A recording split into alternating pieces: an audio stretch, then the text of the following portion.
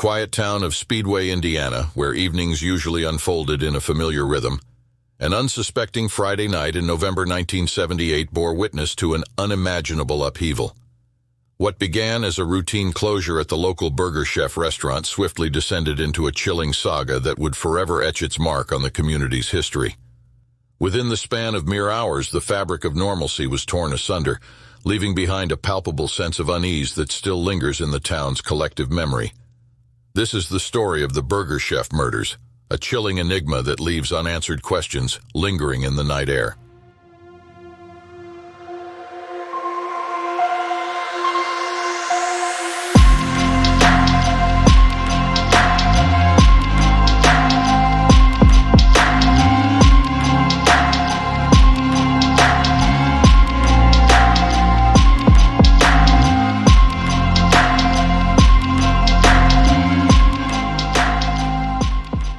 On the night of November 17, 1978, sometime between 11 p.m. and midnight, the BurgerChef restaurant at 5725 Crawfordsville Road became a stage for a chilling crime. 4 BurgerChef employees, Jane Freet, a 20-year-old assistant manager, Daniel Davis and Mark Flemons, both 16 years old, and Ruth Ellen Shelton, 18 years old at the time, vanished into the night, leaving behind a void of uncertainty. As the clock struck midnight, a fellow employee's visit to the restaurant uncovered an unsettling scene: an empty establishment, a gaping safe, and ajar back doors, painting a picture of an unsettling departure. Police would later discover 2 barren currency bags and an expended roll of adhesive tape beside the open safe, serving as eerie remnants of an unusual disruption in the normal end of the night duties, some type of disruption that stretched far beyond a routine closure. The ominous emptiness of the deserted eatery, coupled with the disarray left in its wake, served as haunting testament to the abrupt departure of the 4 restaurant employees. As police continued to search the scene, each detail whispered a tale of intrusion and chaos, leaving investigators grappling with the chilling mystery of their inexplicable disappearance. However, even with the evidence to the contrary, law enforcement initially brushed aside the gravity of the situation. With the reported loss of a seemingly modest sum, approximately $581 in cash, equivalent to $3,000 in 2024 from the safe, and the absence of evident struggle, the incident was hastily relegated to the realm of petty theft. The prevailing assumption suggested that the missing funds had been pocketed by the youths for a night of revelry. Curiously, amidst this perplexing puzzle, registers remained heavy, with over $100 in coins left in the registers, a stark contrast to the vanished cash. Even as the purses and jackets of the absent women remained at the scene, indicating an abrupt departure, the belief in a theft scenario persisted. Under this guise of a presumed theft by the youths, the scene was tidied by employees early on that Saturday morning in November 1978, unaware of the ominous shadows that were lurking beneath the surface. This dismissal of the true gravity of events set the stage for a narrative that would soon unravel into a far darker and unfathomable truth. The realization of errors dawned too late, as Buddy Ellwanger, a Speedway police officer assigned to the case, openly acknowledged the grave missteps in handling the unfolding tragedy. Admitting, "We screwed it up from the beginning," his candid assessment painted a bleak picture of missed opportunities and oversights. The critical crime scene, the BurgerChef restaurant, was not only cleaned but also reopened without being properly documented. A crucial misstep in law enforcement protocol, no photographs were taken before the scene was disturbed, served as a devastating blow, erasing any potential evidence that could have shed light on the chilling events of that fateful night. As morning broke without the return of the 4 employees and the discovery of Jane Freet's partially locked Chevrolet Vega in town, alarm bells rang louder. The disturbing puzzle began to take shape, indicating a nefarious abduction. It appeared that the youths, while closing the restaurant, fell prey to an ambush, potentially as they carried out routine tasks like disposing of trash bags through the back door, an ordinary act that morphed into a sinister prelude to tragedy.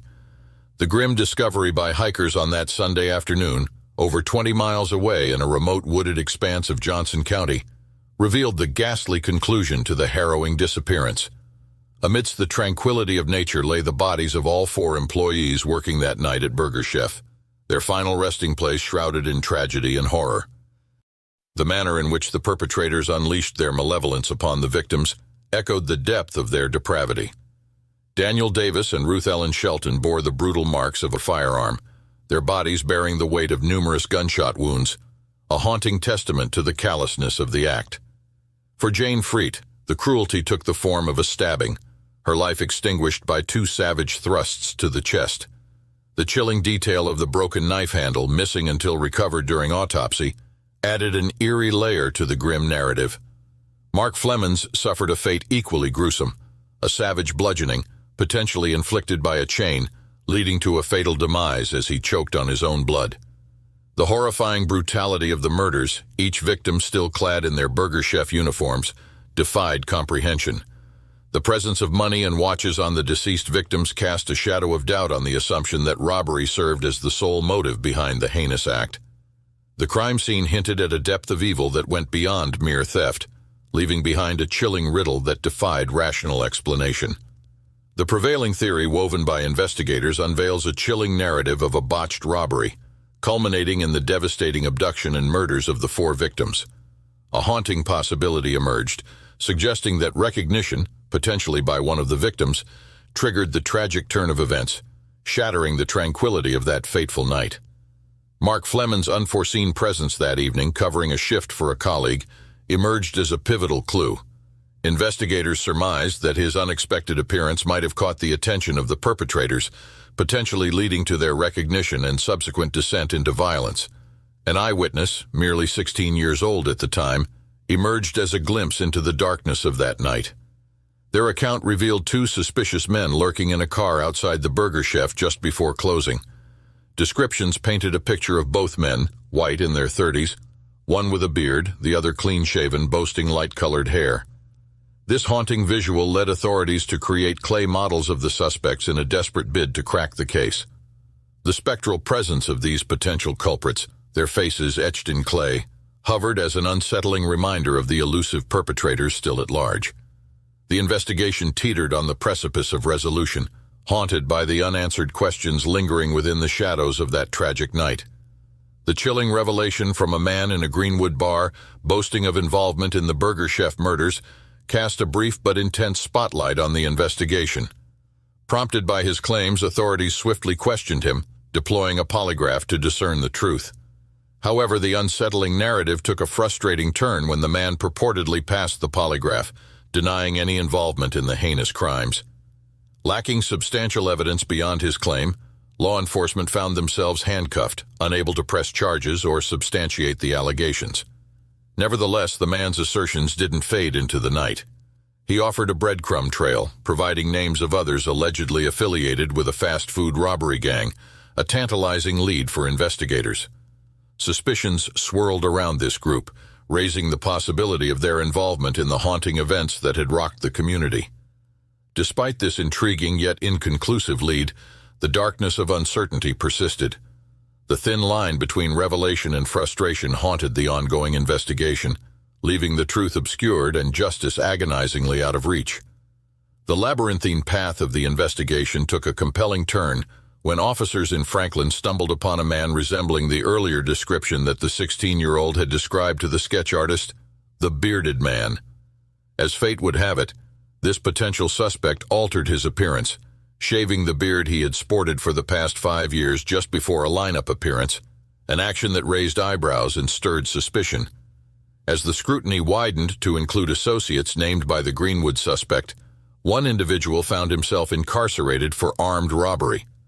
Another associate, fitting the description of the fair-haired man, similarly landed behind bars for armed robberies of fast food establishments, a series of events that hinted at a web of criminal activity. Yet despite these connections and the offers of plea deals for information leading to the arrest of the killer or killers, the investigation stumbled at the threshold of resolution. Confessions remained elusive, and the absence of direct physical evidence linking any of the suspects to the grisly crime scene thwarted law enforcement's efforts to bring closure. The dance between potential leads and the harsh reality of insufficient evidence held the case in a vice grip, denying justice and perpetuating the haunting mystery surrounding the tragic events. The shadow of fear and uncertainty loomed large over Speedway, Indiana, as another string of shocking crimes sent tremors through the town. Speculation swirled, weaving threads of connection between the BurgerChef murders and the other recent harrowing incidents, most notably the tragic murder of Julia Cyphers and the chilling Speedway bombings that had rattled the community. However, as the relentless pursuit of truth pressed on, the threads of connection between these cases began to unravel. Through meticulous investigation and scrutiny, authorities eventually uncovered that the tragic fates of Julia Cyphers, the Speedway bombings, and the BurgerChef murders existed as separate, unrelated chapters in the town's dark narrative. The specter of a single mastermind orchestrating these horrors dissolved, freeing each case to stand alone in its devastating impact on the community. The extensive pursuit of justice continued to lead investigators on a relentless journey spanning multiple cities, Cincinnati, Milwaukee, Chicago, Dallas, following trails of potential suspects in a desperate quest for answers.